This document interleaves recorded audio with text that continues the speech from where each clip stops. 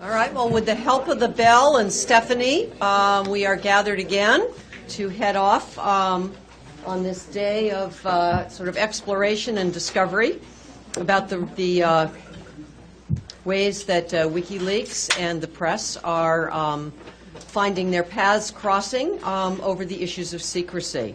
I thought I'd begin just by reading briefly from a piece that David Carr did in the New York Times not too long ago, which was headlined, "WikiLeaks Taps Power of the Press."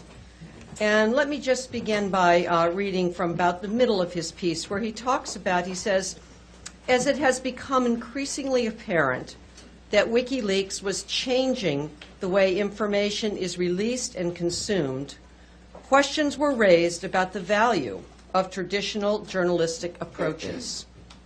Then he goes on to quote Nick Lehman, Dean of the Columbia Journalism School. People from the digital world are always saying we don't need journalists at all because information is everywhere and there is no barrier to entry. But these documents, referring to WikiLeaks, provide a good answer to that question. Even though journalists didn't dig them out, there is a great deal of value in their efforts to explain and examine them. Who else would have had the energy or the resources to do what these news organizations have done? This is a theme we've heard underscored earlier, and I'm sure we'll hear it again from this panel. He went on to write, WikiLeaks may be willing to play ball with newspapers for now, but the organization does not share the same values or objectives. Mr. Assange and the site's supporters see transparency as the ultimate goal, objective, believing that sunshine and openness will deprive bad actors of the secrecy they require to be successful. Mainstream media, he wrote, may spend a lot of time trying to ferret information out of official hands, but they largely operate in the belief that the state is legitimate and entitled to at least some of its secrets. So let's see what this panel has to say about navigating the new rules and roles in the age of radical transparency. And to join us in that, we have currently with us 3 of our 4 speakers, with the 4th one promising to be on her way and join us soon. So let me go ahead and introduce all of them. You have bios in your packets, so I'm not going to go over necessarily the bio information, but what I did is I went and found words that they've written recently or that they've delivered in testimony to Congress on this topic, which I want to just toss out for all of us as a common ground to start with, and then invite them to illuminate us in other dimensions of these topics. Danielle Bryan is the Executive Director of the Project on Government Oversight, otherwise known as POGO. In recent testimony she gave on Capitol Hill, she talked about the inattention by the State Department of whistleblowers who had come forward to talk about many of the problems with the embassy security being provided by a private contracting group called Armor Group in Kabul. Here is what she said. The issue here is not about obscene pictures and drunken men. It is about a contractor that has been entrusted with a profoundly important mission, protecting our diplomats and embassy in an increasingly violent war zone, and a federal agency that has utterly failed to oversee that contractor. What is truly obscene is that practically from day one, Armor Group North America knowingly underperformed in its mission in order to maximize its profits, endangering the diplomats and its own employees in the process, and the Department of State knew about it. She concluded by saying, I'd like to thank the more than 20 whistleblowers who came forward at great personal risk. The risk they took and continue to take is breathtaking. In return for their bravery, they have been called rats by some of their colleagues and woken up to posters on their doors and threats to their jobs and to their families, all while working 14-hour shifts and literally having bombs explode outside the gates of their compound. Let me introduce you now to Clint Hendler. He covers politics and government transparency for the Columbia Journalism Review. And as the editor of Neiman Reports, I want to welcome him in a special way as a colleague in sorts of our job to try to take a look at the press as best we can in terms of these dimensions. Recently, he wrote for the Columbia Journalism Review about an unsigned Washington Post editorial about WikiLeaks' release of war logs from Iraq. He began by saying, "It's a grumpy read." The editorial claims that there's nothing worth seeing in these documents and that the leak, quote, mainly demonstrates that the truth about Iraq has already been told. He went on to respond to the charge made in that editorial that the release was delaying the formation of the Iraqi government. He writes, "But since when did journalists go about arguing that information shouldn't be exposed because it might complicate some political development by some party? And how exactly did this information, which supposedly everyone already knew, cause this political hiccup?" The Post's editorial is just another example, if an especially incoherent one, of some element of the press shrugging off the documents. It's especially sad that it was voiced in our capital's paper. Maggie Mulvihill, who will be joining us soon, is a veteran investigative reporter, associate director and senior investigative producer of the New England Center for Investigative Reporting at our Boston University, just across the river.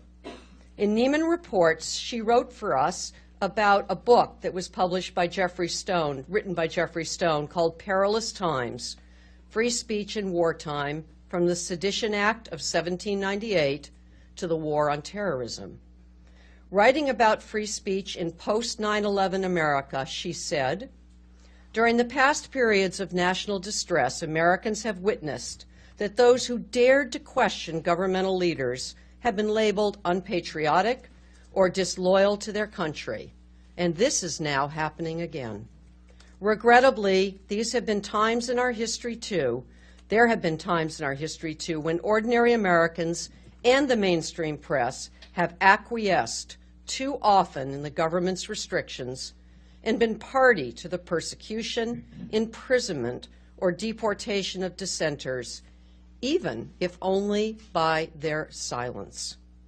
If we have learned nothing else from these earlier aggressive restrictions on the rights guaranteed by the First Amendment, we should have been taught by history's lessons that threats to our constitutional principles, the building blocks of our democracy, should never be tolerated."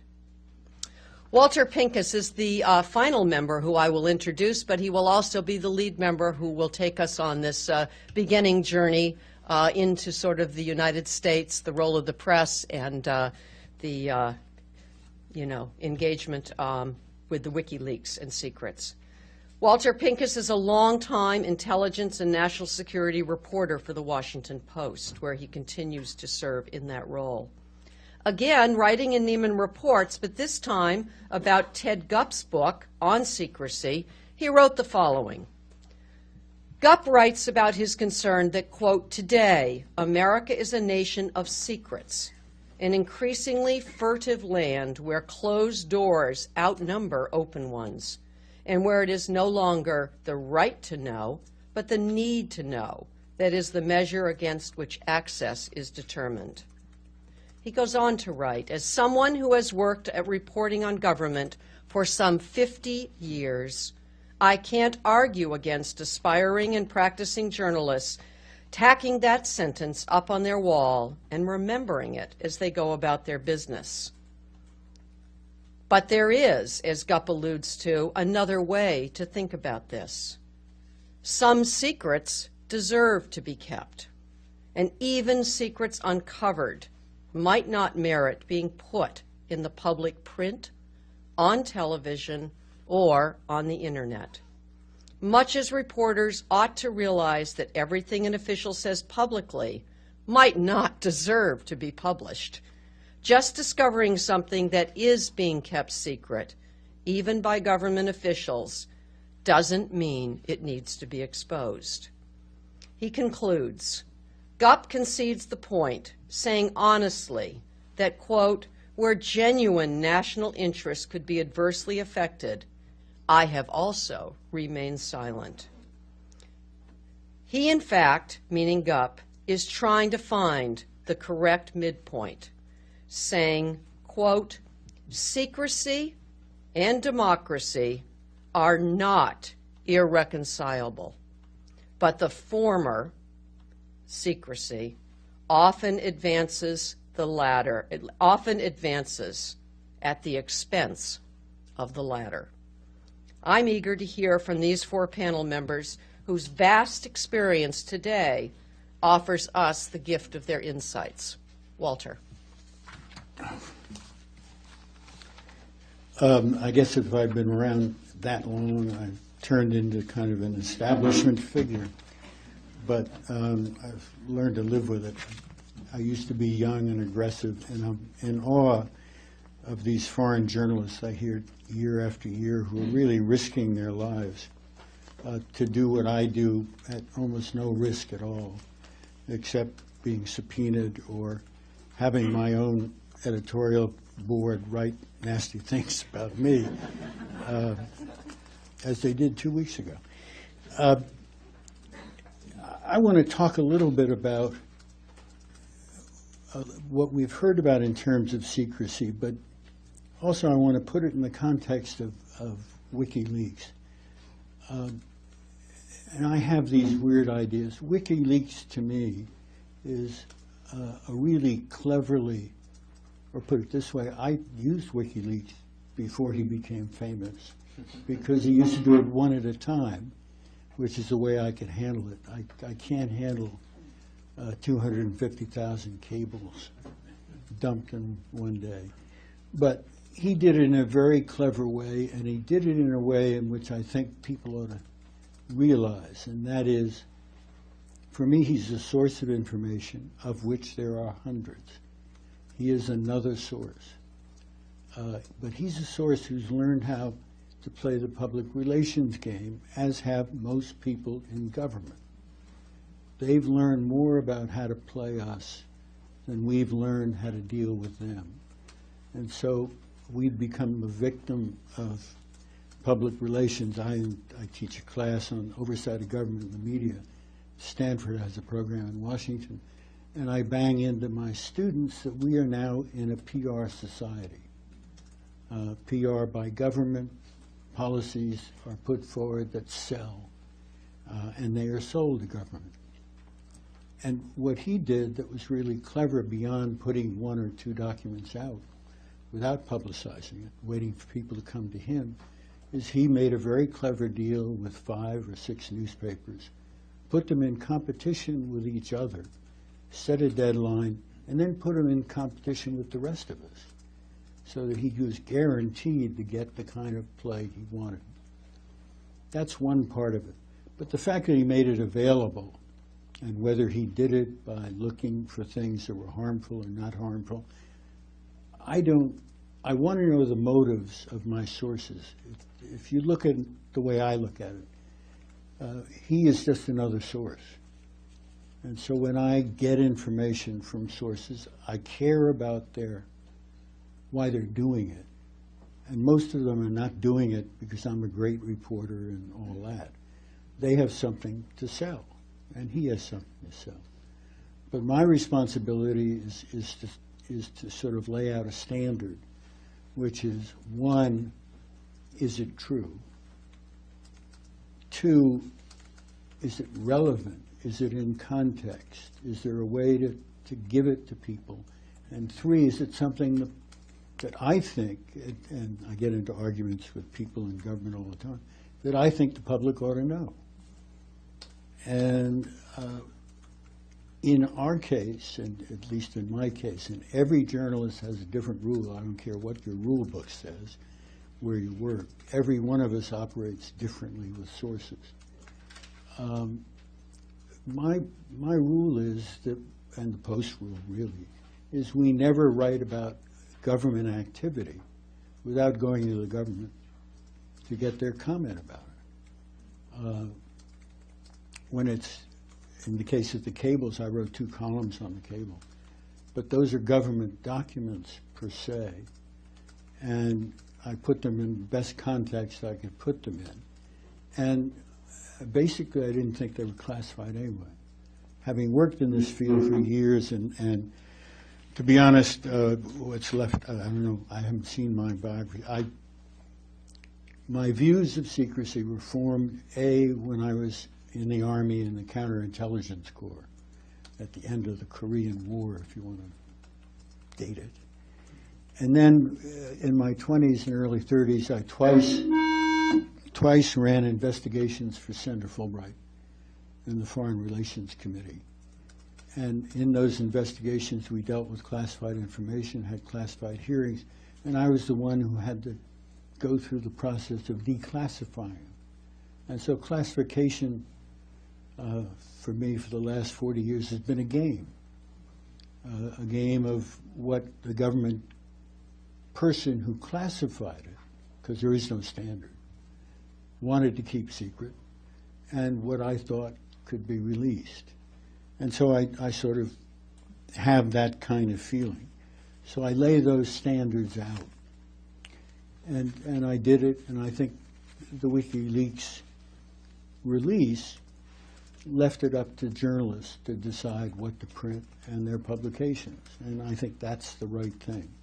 But if you look at it the way I do, as another source, the thing I've learned over the years is there are enormous numbers of public sources of information, documents and court records and all sorts of things that I hate to say when we were younger we all used to read.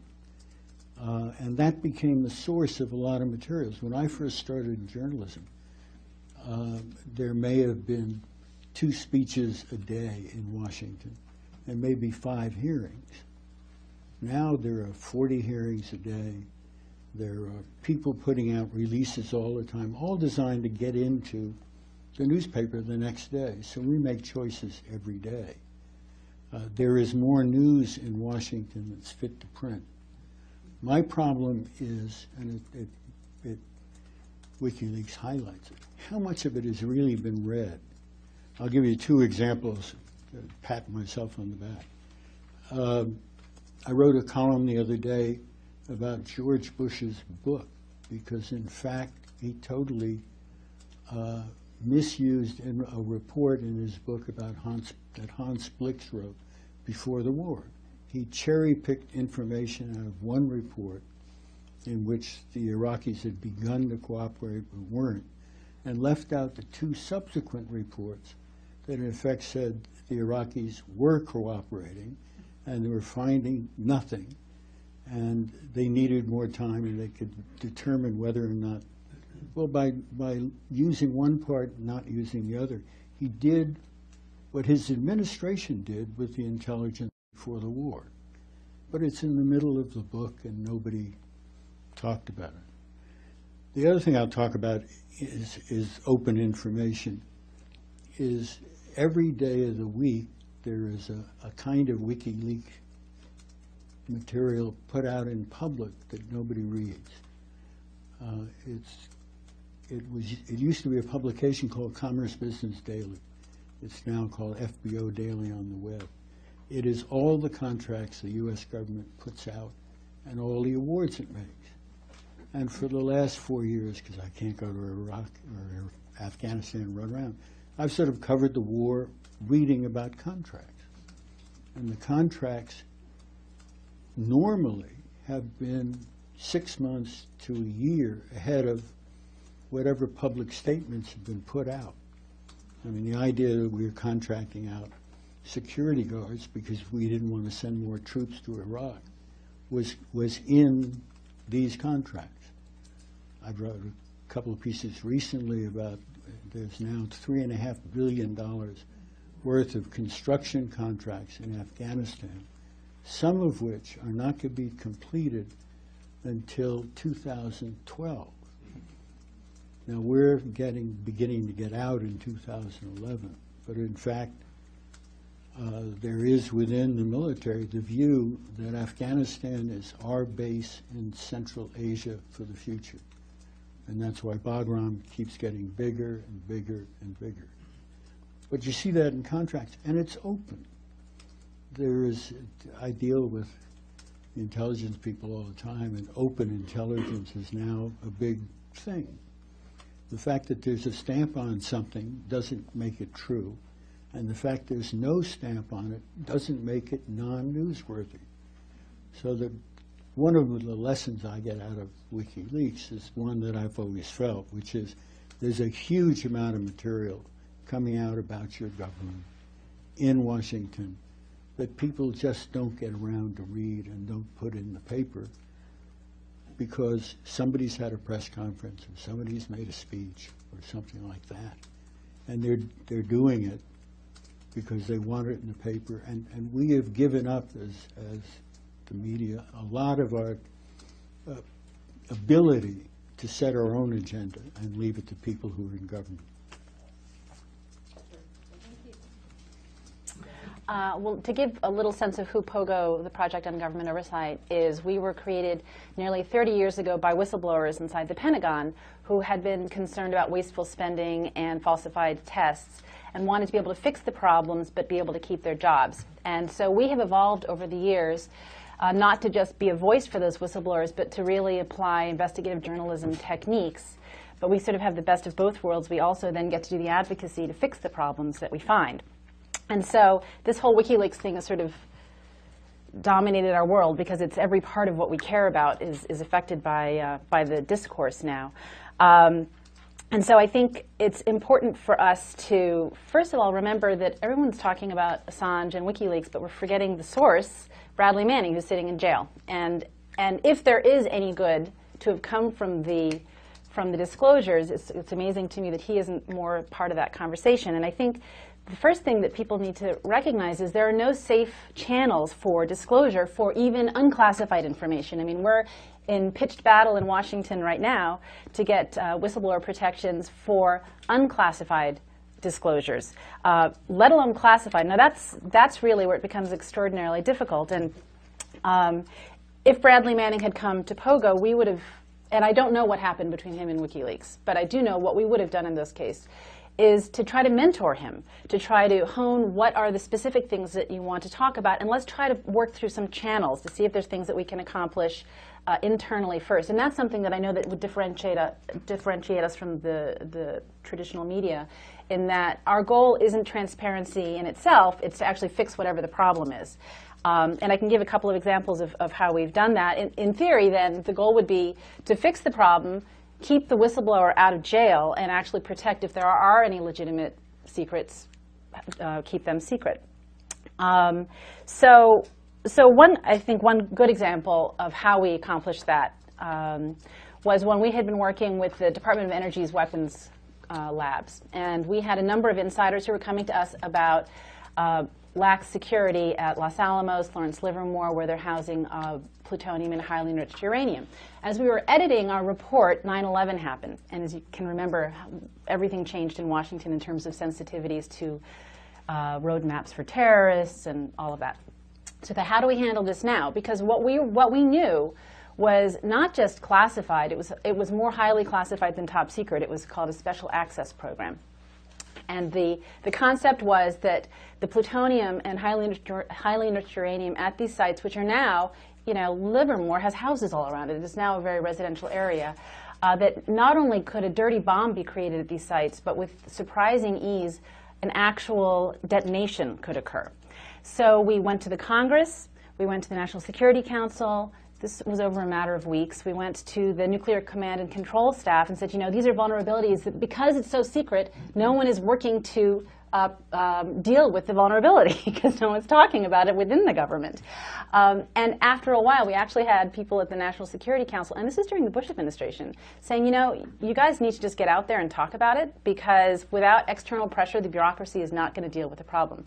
And that was sort of a considered decision that we made, and we sat down with our board and said, we're going out with something that really very likely, because we certainly have had cases where the government's come after us, this is a time where they may well do it. And they didn't, which is great. And we actually, as a result, were able to not only accomplish increased security standards addressing these concerns, but now this whole vulnerability is something that's commonly discussed by the Council on Foreign Relations and the GAO and the National Academies, as though it was always out there. So that's sort of one example of how we've been able to, what we would argue is sort of carefully handle something that is legitimately secret, but at some point it still has to come out to fix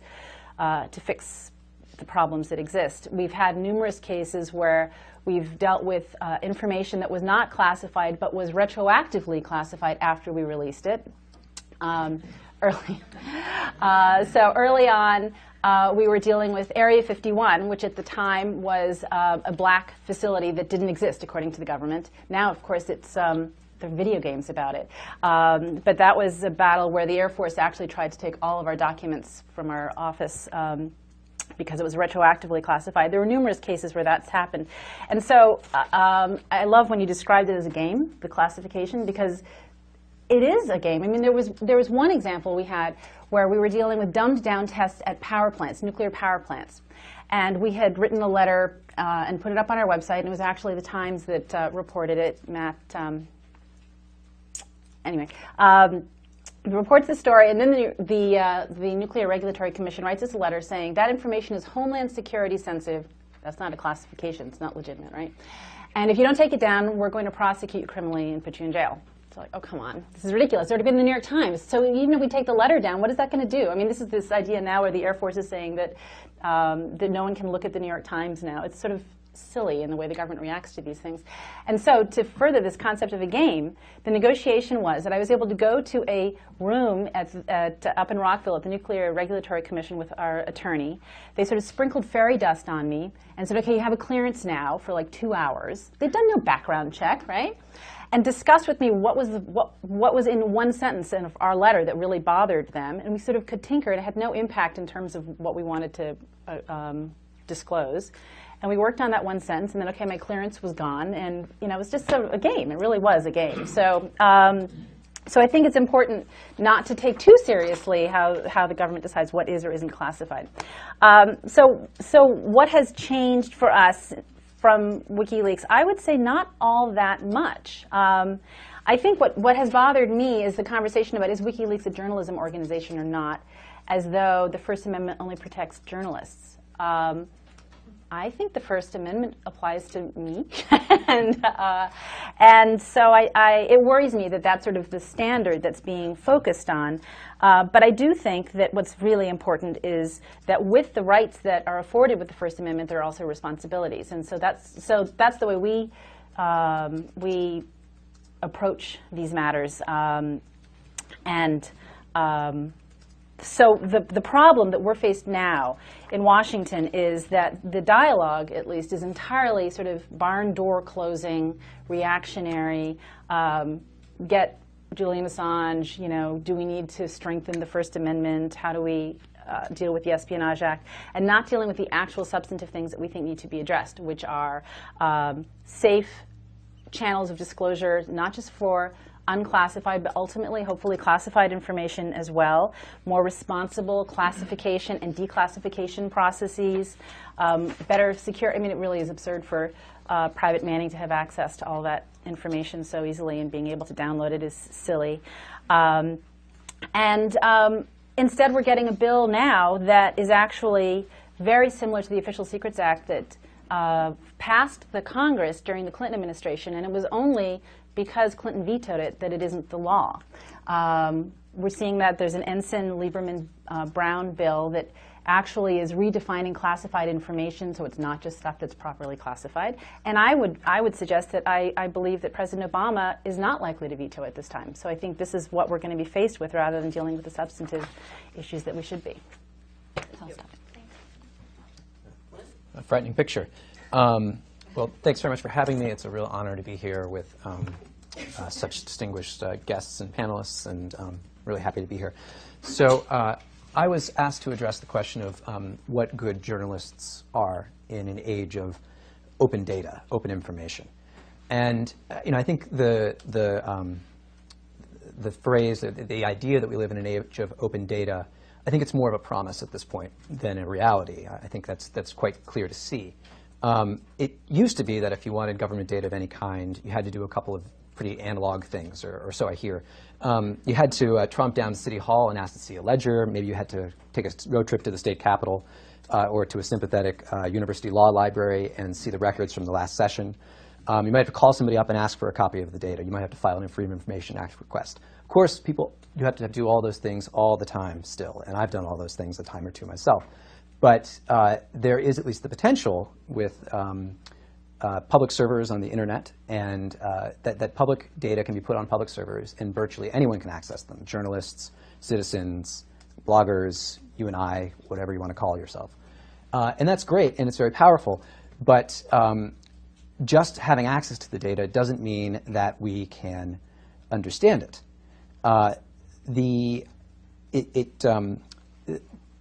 So where the barrier of a journalist, one of the key functions of a journalist used to be to break that barrier to entry, to go and obtain that data. And that's still a barrier that journalists are needed to breach in many situations. But where the data is available, the question then becomes, what other aspects of the traditional role of a journalist remain? What else is there left for journalists to contribute to the conversation? And I could argue that there's quite a lot. Good journalists don't get raw information. They must be expert in seeking context and in telling stories. And there is the world's best case study in how this happened went on over this summer with WikiLeaks.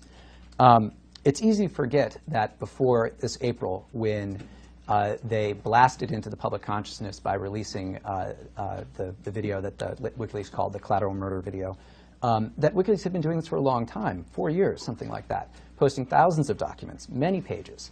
And while what they did this summer was certainly a real change in the quantity, and to some extent a change in the type of information, it's not like the things they were leaking before weren't interesting or weren't vitally important and didn't expose issues of national and international consequence. They were. But they had quite a different model, which was more or less just to post it. So let's take a look at what they did with the video. The video, you'll remember, it's centered in the website that launched it. It's centered around this video that showed civilians, including 2 Reuters employees, being killed when a helicopter gunner apparently thought they were armed Iraqis or aiding armed Iraqis and opened fire. WikiLeaks' packaging of the video had its detractors. There were those who suggested that WikiLeaks didn't point out that some people on the street that day were carrying weapons. There were some people who felt that the word murder went too far to describe what happened that day. But those disputes illustrate the fact that WikiLeaks had undertaken an editorial practice in releasing that video. They had decided what to label, what not to label. They had decided how to frame the video. A journalist who was then affiliated with the Icelandic state broadcaster, sort of their equivalent with the BBC, had traveled to Baghdad, interviewed some witnesses. They had compiled some relevant documents, including the Army's rules of engagement at the time, and placed them on their website. This was a lot of work. If any of you read Rafi Kachadorian's excellent New Yorker profile of Julian Assange, it sort of chronicles this time when Julian and a band of aides, most of them Icelanders who were not professional journalists, but you could, he described scenes that would be familiar to any journalist. Sometimes tense editorial meetings, a lot of hard work, far too little sleep. So contrast that with what they could have done, and to what, to a large extent, they had done up to that point. Just upload the video file. Maybe not even put it on YouTube. Just upload the video file and let people download it. Now, this video got a lot of attention, of course, because it was so graphic, and I mean that in both senses of the words. It was a visual depiction. It could be on television, and it was also very disturbing.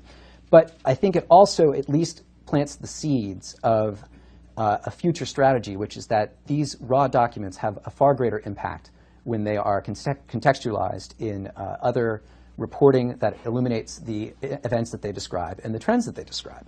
And I think in that you can see the future of the release system that, with some modifications, was launched with the release of about 90,000 Afghanistan logs this spring, and then continued through the Iraq logs, and now most recently the cables, which was that WikiLeaks gave teams of professional journalists from really some of the world's blue-chip media organizations, the New York Times, The Guardian, Der Spiegel, later on El País and Le Monde, and gave them a chance to go through them ahead of time, to comb through them, to make sense of it, to conduct narratives around it. And the results were quite different. They were stories that we could all understand. They were stories that we could all grasp were important and were interesting. C.J. Chivers of the Times, who has an Ernie Pyle-like eye for the experience of the common soldier, reconstructed a bloody firefight scene from the front lines in Afghanistan that read like a screenplay. The Guardian produced an interactive map that took you through every IED explosion in Afghanistan and showed you where they were happening more often than others. Other papers, found interesting stories in the documents that if the documents had simply been posted, maybe would never have been uncovered in quite the same way.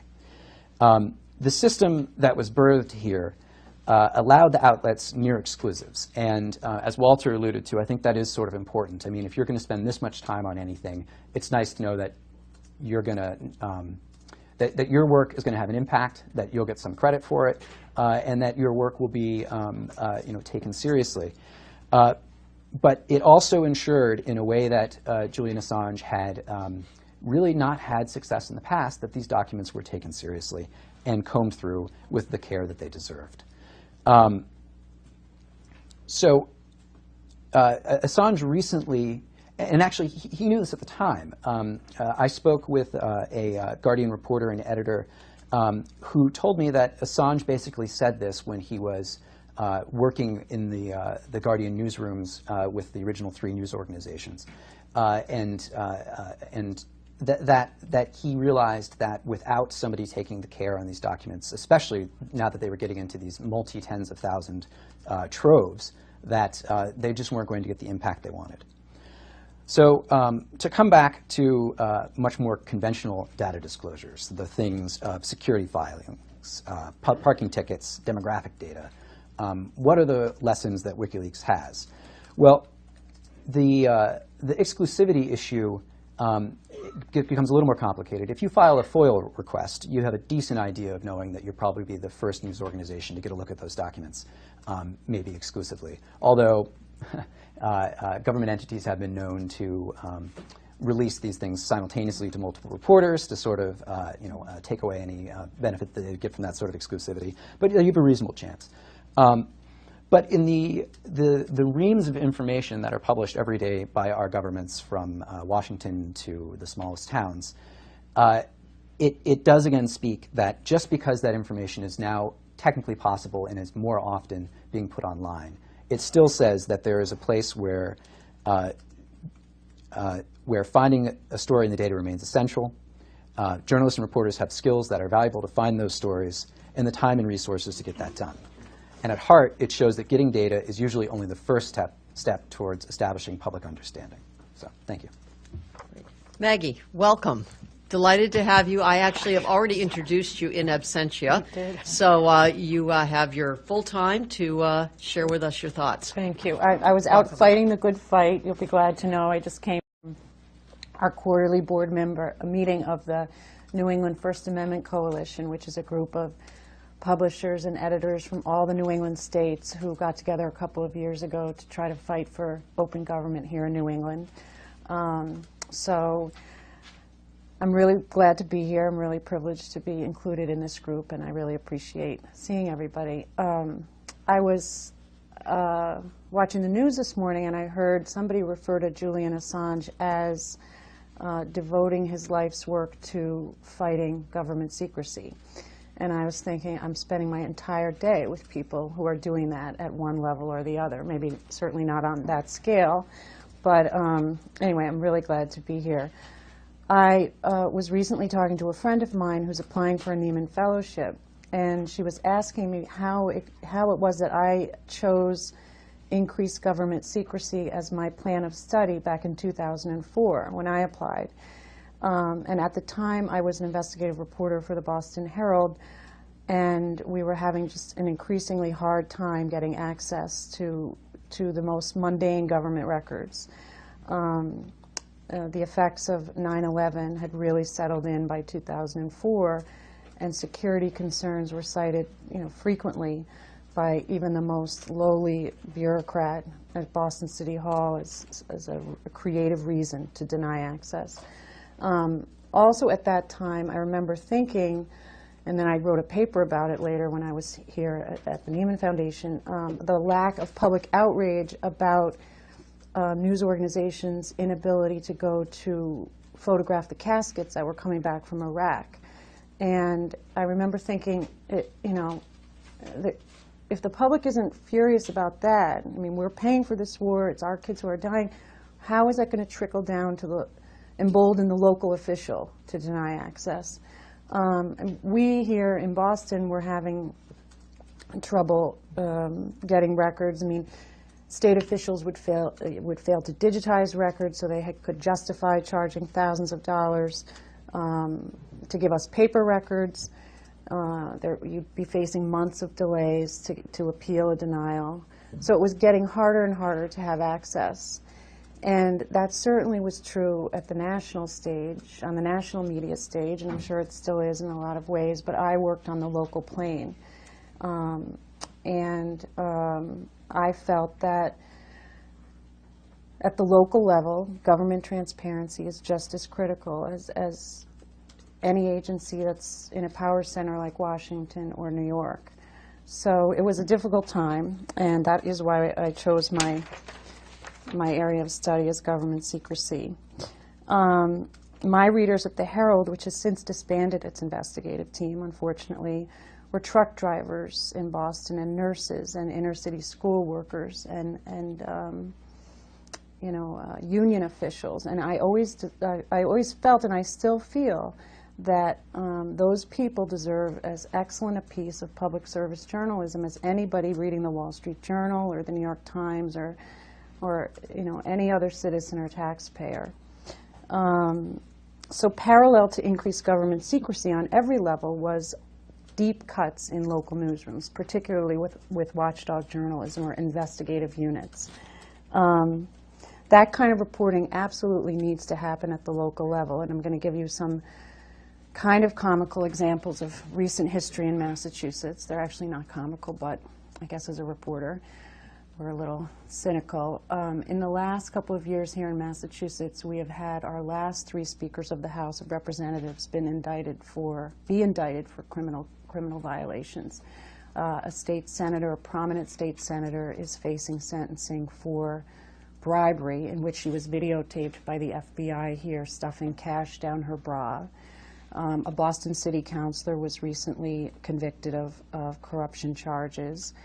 The mayor's chief of staff, who holds a really powerful position in Boston, was put on a paid leave for deleting hundreds of emails after he got a FOIA request from his City Hall computer.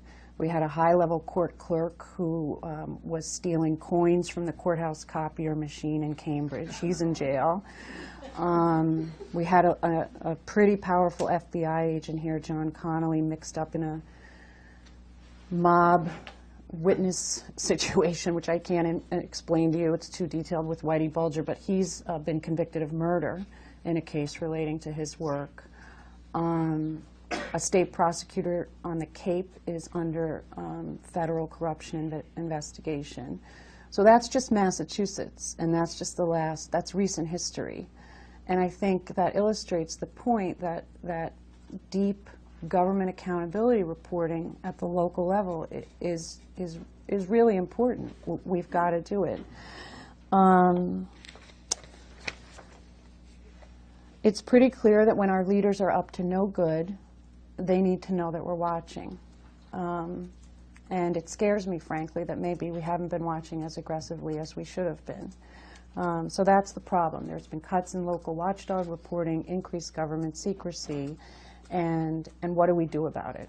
So some of us defiant local journalists like me and my colleague Joe Bergantino, we set out a few years ago when we were working for the CBS affiliate here to create what is now the New England Center for Investigative Reporting, of which Bob, I'm very honored, is on our board, and Barry Sussman is going to be joining our Journalism Advisory Board.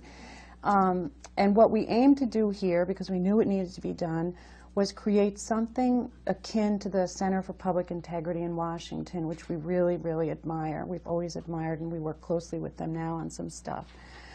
We think they do government accountability, like a lot of other big players, really well. And we knew, given the landscape here, that we needed something like that here.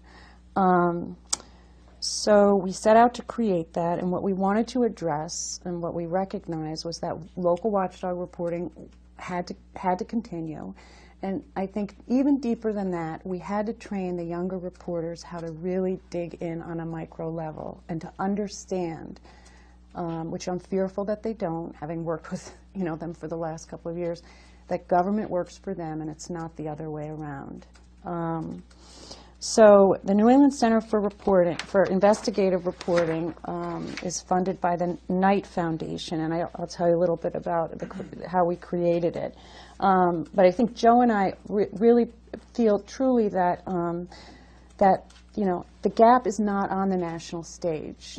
We'll always have the big guys. Thank God, the New York Times and ABC News doing the big important stories that we need. I mean, one example is the story on the military generals a couple of years ago that were, supposedly neutral commentators on the war.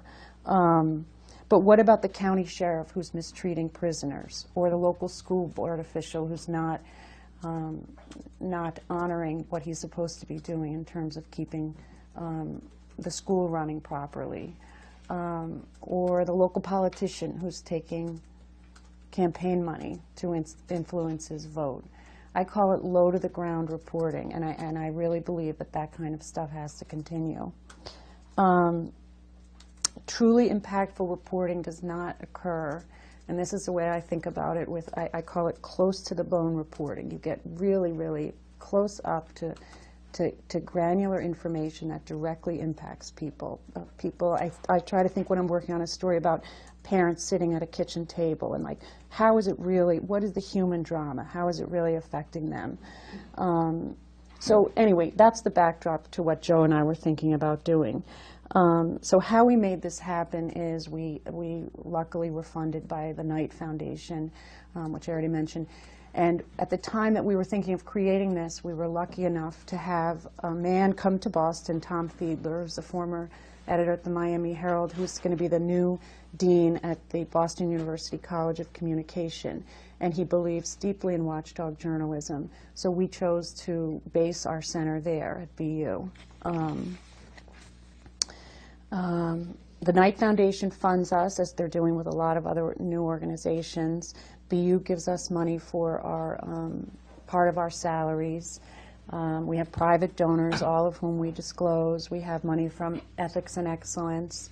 And since we opened our doors in January of 2009, a couple of things have happened. We've trained over 30 students who are learning investigative reporting techniques, really what we think of basics, but downloading government data, analyzing government data, pulling courthouse records, doing audio interviews.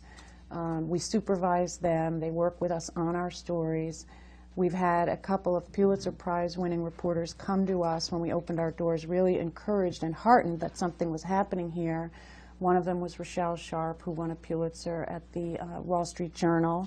And she's a working mom here in Boston, and she wanted to do a story on whether or not the Cambridge, Massachusetts police really were arresting more blacks than whites for disorderly conduct after Henry Gates got arrested. And so we got her funding to do that, and it turns out that they arrest more whites than blacks for that very discretionary charge. That was a story that got picked up nationally.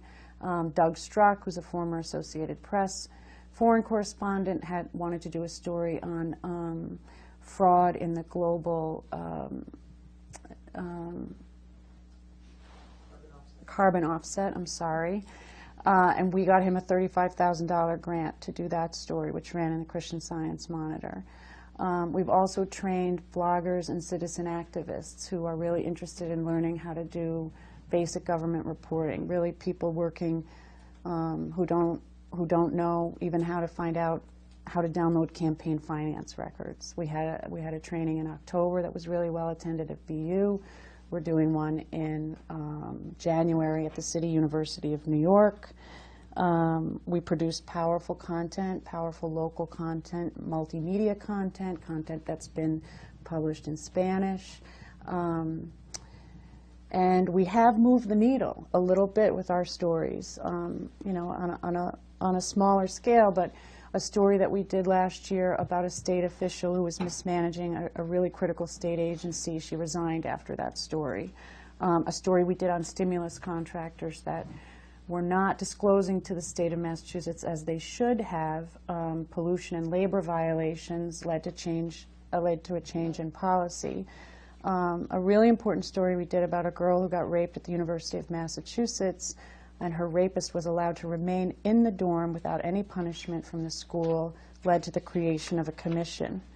I could tell you afterwards, I'm getting the wrap-up sign here to finish, but we've tried to inculcate in our students and also to give hope to journalists out there that, you know, the notion that this kind of reporting has to continue on every level, whether it's the Cape Cod Times, Town Hall, to the Defense Department and WikiLeaks.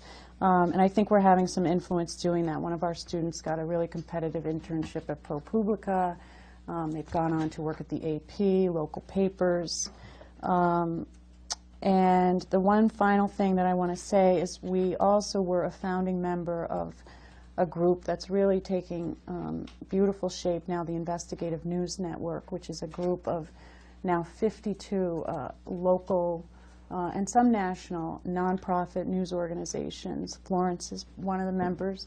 Reporters all over the country have gone out and been, you know, emboldened to start their own centers, and we're all working together on stories. We did this campus sexual assault story last year or earlier this year. So we're having a powerful, but small, I admit, impact on local journalism in New England. And I'm really proud of what we've done. We didn't just sit in our newsrooms and complain about how the world was changing. We went out and did something about it. And I'm really happy to tell you about what we're doing here in Boston. So thank you. Thank you all. I mean, it's a whole cornucopia of thoughts that are up here in insights. So I'll be very interested to hear where the questions come from and how you all synthesize what you've heard and bring to the table some discussions to kind of prompt us in similar directions or perhaps even in different ones. So let's begin. You had your hand up first. Introduce yourself, please, and come right ahead. Jeff Young. I work for a public radio program called Living on Earth. I'm interested to hear your thoughts on how important the motivation of sources, especially leakers as sources. What does it matter what their motivation is? Because I can think to a few examples where I strongly suspect people leaking information were doing so out of very petty, base motives, covering their behind, seeking revenge, whatever it might be, but the information was valid and clearly in the public interest. And I think if we expect leakers have to be saintly, and then the moment they are found to have a parking ticket violation or something, that it's used against them, because it's kind of classic trap for whistleblowers that they have to do Mother Teresa or something. Your thoughts? Great. Jeff, let's start with Walter, since he's the one who raised this, and I see Danielle wants a part of this too. So, Walter? Well, I think it's important to find out, if you can, what the person's, the reason they're doing it. Most people that I deal with, are people this always gets people upset. I get most of the classified information that I write about from people I've known a long time. And it's part of the conversation. If you're talking to people and don't have a document, you really don't know if it's classified or not. So there's that thing. I am not somebody that gets a lot of material over the transom. And I hate to say it, most of the people who call me and want, right off the bat, protection, have information that's wrong. So that's honestly been my experience. I know people who, people do it for all sorts of reasons. You want to know what the reason is, but the really important thing is the information accurate? And is it newsworthy? And if it is, you've got to put it in context. So the motivation, take your pick, but it's our job to get at what's truthful and newsworthy and not try to settle things. I mean, the great irony of the Post, everybody was angry. I have the most confidential sources in the paper. I mean, I use that nonsense all the time. And so the Post did a survey of where the most unidentified sources came from in the sports department. Danielle, you had something to say on this. I love the question because from our perspective, I don't, you're exactly right that a whistleblower doesn't need to be pure in why they're talking about what they're talking about. Really is about the sort of the facts that they're trying to disclose. And that question, I think, is almost always asked of the whistleblower, but almost never asked of the executive branch official who is leaking the information. What is their motivation? Why, why are they leaking the classified information? And it's sort of, I think, very unevenly applied. We also do training for congressional staff on how to do oversight, and I think that the motivation is really important. If you're thinking about someone as a witness at a hearing, you want to know that because the people are going to use whatever dirt they can find on the person to sort of discredit them as a source or as a witness. But at the end of the day, it really is about sort of the information that's what matters. Okay. Anyone on this side of the room? I'm kind of going to move around. Go ahead again. Oh, okay. I'm Mabel Chan, Yep. visiting scholar with the Fairbanks Center for Chinese Studies. This is a question for Walter. I appreciate the way you laid out the principles for deciding what is newsworthy or fit to print. You mentioned whether it's true, whether it's relevant, and whether it's something the public ought to know. Can you recall one or two examples where it passed the first two, is true, is relevant, the public ought not to know? And how did you decide that? It happens, not a lot, but it does come up. I have a rule, and again, the papers accepted it. There were stories in the past about covert operations or covert personnel at the agency, and there was a very famous lawsuit in which a woman filed and said she had been overlooked for promotion and things had happened to her. And she filed under Jane Doe. And I got the lawsuit and I found out who it was. But I didn't print her name because there's a rule about that. I was involved in the Valerie Plame case and was told, I wrote the first long story. Nick Crystal had the first story about the ambassador who decided that they hadn't found, that they weren't buying uranium from Niger. And it took me 3 weeks to find out who he was. And then I interviewed him on background because he didn't want to come forward, and wrote a long story about how he came to the conclusion he came to. And then when Joe did his op-ed piece in the Times, we did an interview and with him, which was put in the back of the paper, I must say. So the Times got all the credit, never wrote about the story. But I was then called by, I can say it publicly, Ari Fleischer, as one of the reporters who was told about Valerie Plame, and Fleischer said, "Why do you keep writing about him? Don't you know his wife works for the agency?" And it was, as I put it in the paper, it was a junket. But when Novak came out, I never wrote about it because, and this is part of my idiot life, I had just gotten a law degree in 2001 and knew that they hadn't violated the law. In other words, Ari Fleischer's goal was not to harm the United States or hurt or help an enemy. And that's what that law about disclosing requires. It has to have that intent. So I didn't write about it until there was a federal investigation of who it was, and then we figured out a way to write about it. But the Post has a whole series of Woodward cases, and my cases, where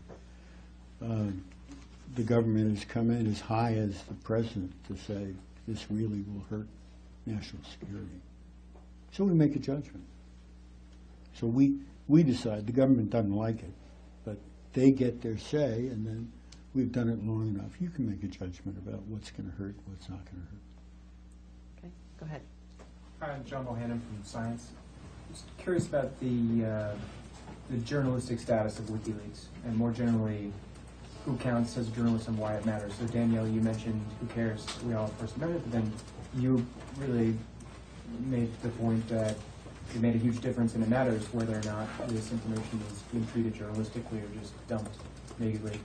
I'm just, for future reference, what do you get when you're considered a journalist? Well, if you don't mind, No, you go ahead. I'll say something. yeah, so I think it matters a great deal whether you handle something journalistically from a sense of whether or not it has great impact. That's most what I was speaking about. Legally is an entirely different question. And I find it very hard to draw, and I'm not sure I want to draw a line between what WikiLeaks does and what the New York Times has been doing for 30 or 40 years. I think one of the most important news stories of the last several years was based around a far more classified diplomatic cable from Afghanistan written by Ambassador Eikenberry, where he laid out why he thought basically Obama's Iraq strategy wasn't going to work. Well, the Times got a hold of it. The Times redacted some small parts of it, published it, wrote it up. It shook the conversation about what the president's plan in Afghanistan was enormously. Now that's one cable. It's not 250,000, but it's pretty much legally the same thing.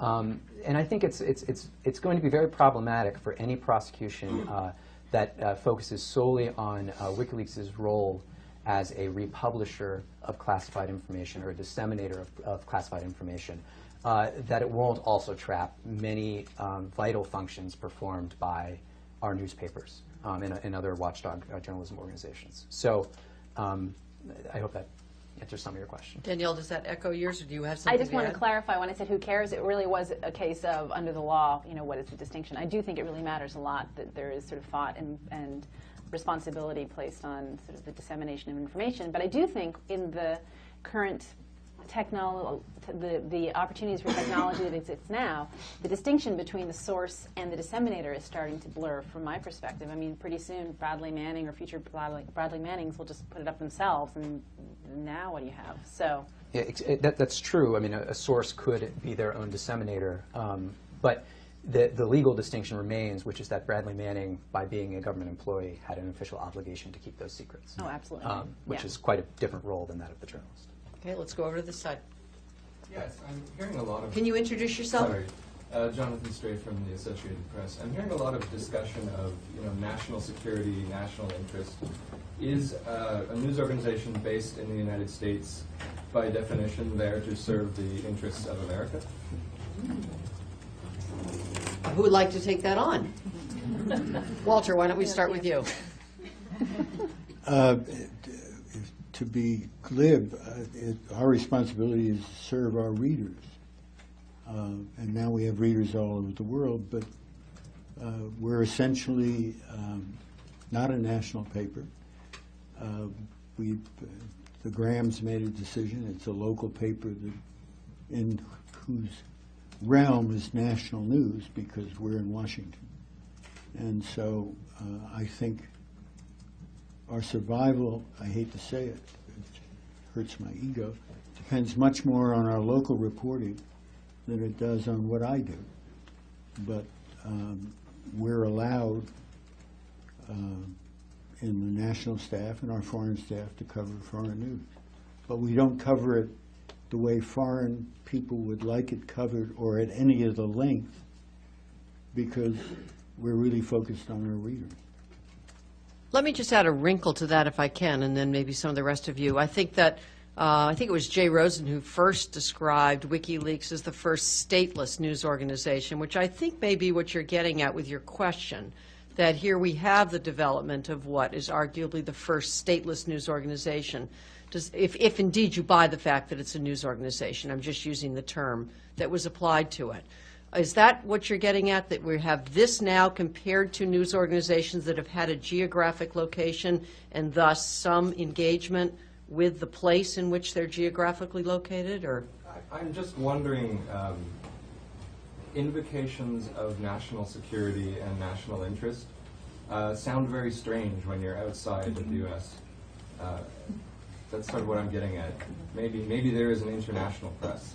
Maybe that concept does or could exist. Okay. Any of you want to comment back, or should we go on to another question? It's just, I mean, it's an interesting abstract question, but our interest, when we talk about our national interest, we're talking about a paper that's in this country. If you had ask the International Herald Tribune. But the national interest we're talking about is the U.S. government's national interest. And I don't know how you fit that into your world scheme as to whether there's a neutral way. Every country has its own interest. But are you making the distinction between the government's interest and the nation's interest? I think the questioner, right? You're sort of suggesting that the government's national interest isn't necessarily the people's national interest, People right? interpret it globally, yes. Right. Right. Well, I think there's a third category. It's maybe not necessarily the American people's interest, but it's quite possibly the interest of 5.75 other billion people. Exactly. It's a very hard question to know exactly because it gets to varying definitions of interest. I mean, I think you often see newspapers publish information that is not in the government's interest, and we see that all the time. Then, if you're going to take a step beyond that into not in the national interest, you have to get into some very thorny questions about what national interest is. And then, as I said, there's this third level, the global one that you're raising. Then you, I think you get forced to make some very tough decisions at that point. So, sorry, that's kind of a dodge. Yeah, Paul Knox from Ryerson University in Toronto and an email alumnus. I'm going to press on this a little bit because I haven't really heard a good answer yet. I think I heard Walter say that start by talking about identifying covert operatives, which is one issue, and then talk about getting calls from the president about national security. Those to me are two different things. The one's pretty much a fairly easy call. You don't get individuals killed if you can help it. The other one is, the other one is like the New York Times and the Bay of Pigs. If we had to publish what we knew, this disaster might not have happened. And there was a lot, of course, of hindsight about that.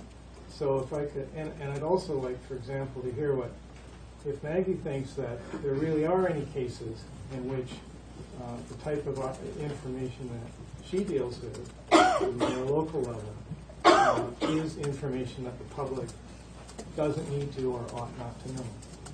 Let's start with the first one on national security and how the press responds to these various pressures on that topic. Walter, you want to lead us off again? Well, we go both ways. We've published things that they didn't want published. I always hate telling war stories because to be a journalist, you've got a huge head and you sit and everybody thinks you know what you're talking about. And you just know what people tell you.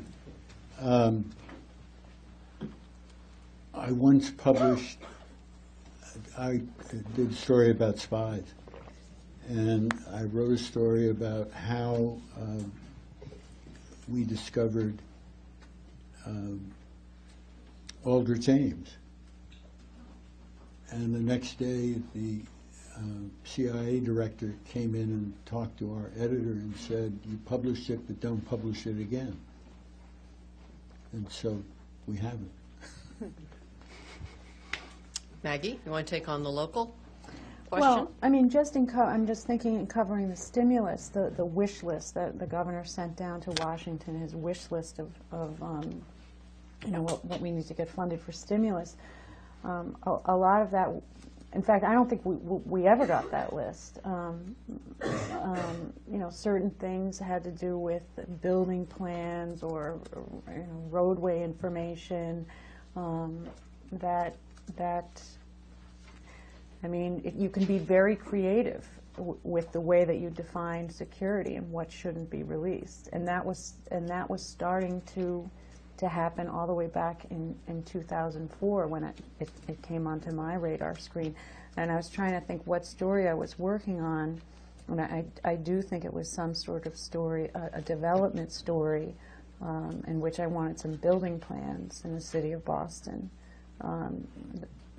And the argument was made that I couldn't have them because they shouldn't be released to the public.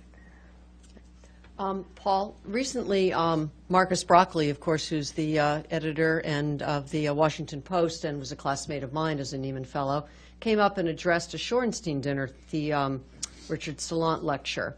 And one of the things he made a point of saying is that one of the luxuries in some ways that we have in this country as being a press grounded here under the constitutional freedoms and under the court cases that have resolved some of these issues is that newspapers, journalists do not feel that they shouldn't necessarily go to the government and at least ask questions about national security, because in the end they have the right that's been established to print what they choose to print.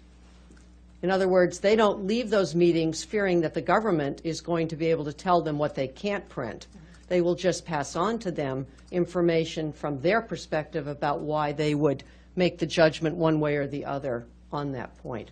I don't know if that's helpful or not. A lot of people feel, I think it's fair to say, and I think this is what's maybe reflected in some of these questions, a lot of people feel that, that may be what the elite media do, but there's a creeping willingness on the part of most news media to make those decisions themselves and lean much more toward the assumption that there's, that you don't publish a building plan, like Maggie said, because, well, terrorists might get hold of it or whatever.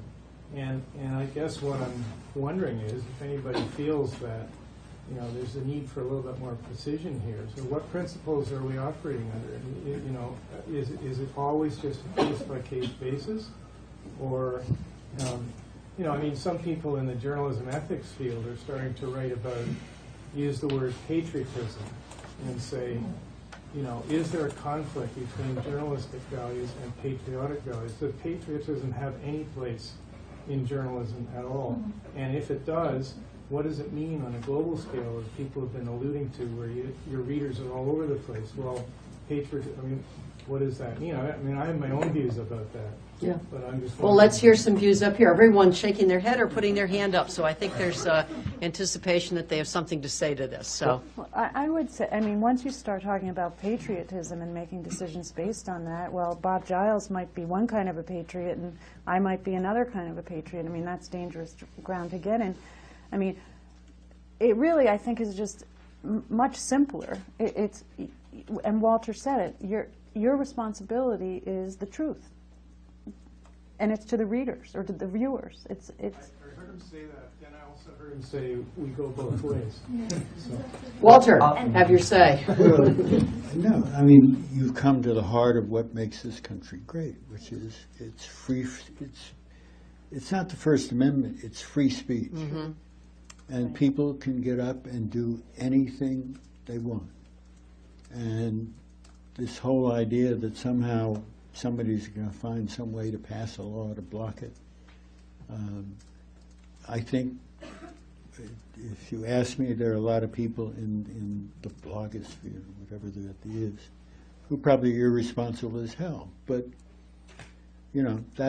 that's an underlying foundation of this country. And you've got to live with it. And the dangers are that somebody oversteps the bounds and somebody's going to pass a law that a couple of us will have to break because, it's this old argument going to law school. Danielle. Bad cases make bad law. Bad cases hurt. Danielle. I think that it's really important to make this distinction between what the government wants and what's best for the national interest. And I don't think there's anything that I think nothing that Pogo's ever worked on that the government writ large wanted us to come out with. So that, but that doesn't mean there weren't individuals who were, supportive of what we were trying to do. So I have an example of something we didn't come out with for this reason. We had a bunch of baggage screeners that came to us from airports around the country about 5 years ago, and said that there was sort of massive problems with the bomb detection equipment. There were so many false positives that they were just turning them all off. pretty, right? It's kind of a big deal. And so we evaluated, we went into the agencies that were actually working on this, and we found out that it was true. So there's no question about fact, or this was true. But the problem was there was no technology yet to accommodate what they were trying to do. So this wasn't the case. At first I thought, oh, maybe there was sort of a member of Congress who had required us to buy a certain technology because it was in his district and there was a better technology. There was none of that. There wasn't anything out there yet that was actually able to accommodate at the speed they were trying to accomplish with. And so we thought, all right, so we'll scare everyone. It would certainly make the front page of USA Today, right? But there wasn't a way to fix the problem at the time. Since then, they have been able to catch up with the technology, and we made a decision that it would sort of be irresponsible to go out there and scare everyone when there was nothing that they could be doing about it. So that was an example where we decided that was in the public interest not to talk about it. Clint. So not to second guess Danielle's call there, which I've never heard this incident before, but the pro-transparency argument there would be that more attention on that would make people work faster. And again, not to second guess the call, but that's the kind of decision you have to weigh. But to go back to your question about, and your question also about this global thing, I thought of a very good case example here, which was actually Dana Priest from the Washington Post wrote this article about the so-called black sites, mostly in Eastern Europe, where we were detaining people in the war on terror. And I believe the government asked the Post to withhold the names of the particular countries because the government was arguing that these countries were effectively innocent bystanders. That it would be unfair for these countries to bear the brunt of possible terrorist attacks for having become a quiet U.S. ally in this way. And I think the Post bought that line. But I always thought, well, hold on a second. What if I were a citizen of one of these Eastern European countries and was outraged that my government was doing this behind my back? I mean, a lot of the other countries where the governments were collaborating in some way with U.S. efforts in this regard did face massive protests and investigations. So I think that's a very interesting question about whose public was being served then. I think, I just want to also add that I think through WikiLeaks and some of the cables that we've seen recently, we've seen cables back and forth that provide sort of deals to various countries for, in fact, doing this. So, in fact, they may not have been such innocent bystanders in terms of this whole thing. Florence, you've asked some questions. Tom, has anyone new? Philippa. Yeah, it struck me that we're all talking about WikiLeaks, and this time next year it could be a footnote. There could be many more organizations out there doing the same thing. And I just want to know whether you feel this is exhilarating or terrifying or both. Any reflections?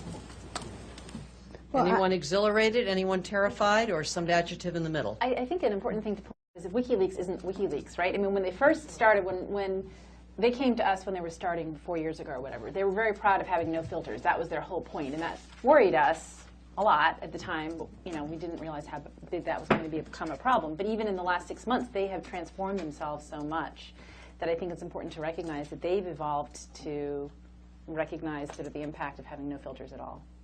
What I like about WikiLeaks is that it's got young people talking on college campuses. Like the issue of freedom of information and government transparency is, I mean, all my students are talking about WikiLeaks, and I think that's a good thing because, no matter what happens, these kids, as I call them, they have to understand that government transparency is critical on every level. And I know at BU they're all talking about it, and that I think is really, it's serving its public purpose in that way for sure. Okay. I just want to correct one record. Doug Struck, who you mentioned earlier, you affiliated him with the AP. He actually was a forward correspondent with the Baltimore Sun and the Washington Post, I believe. I said the Post. He was a Neiman Fellow. Oh, so sorry. He was. That's all right. Just want to correct the record on that. Tom? Tom Blinkhorn, Neiman alum. I have a question for Maggie. These public investigative initiatives like yours and Paul Steiger's Toro Public and the other one that you mentioned, the News Network, what is the financial underpinning for these? Do you see that they are likely to be sustained? Is there enough money in this difficult economy to keep them going? Do you find that you're spending most of your time as a fundraiser rather than doing what you originally intended to do? Can you say something about the financing of this? Yeah. Well, we were tasked specifically by Knight. We were given a $400,000